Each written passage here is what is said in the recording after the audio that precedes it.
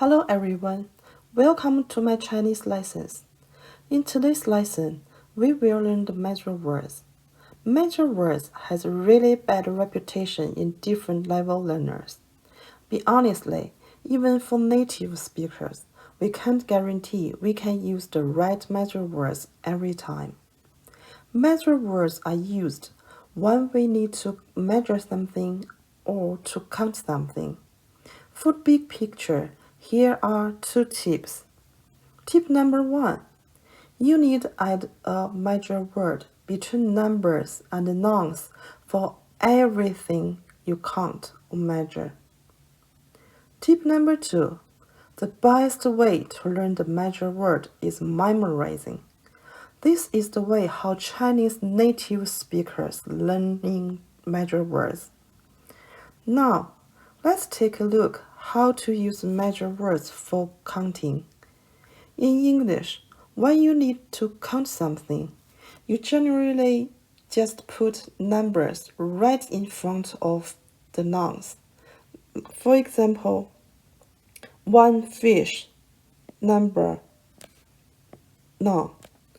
Two fish, number, noun. In Chinese, there must be a major word between one and fish. So one fish in Chinese is 一条鱼，一条鱼。Two fish is 两条鱼，两条鱼。When count something, how many is from the number, not the measuring word. The measuring word just a part of speaking habit. Now, let's see an example. The counting word for turkey is 只. So, the correct way to say one turkey is 一只火鸡，一只火鸡 one turkey. But if you don't know the turkey's major word is 鸡, you can use 个. When you use 个, I can understand that there is one turkey, because the number 一 is tell me how many turkeys you are talking about. But if you add nothing between number and noun, this is definitely wrong. So the rule of thumb is if you don't know which major word is correct, just use 个. 个 is the most common major word we used in real life.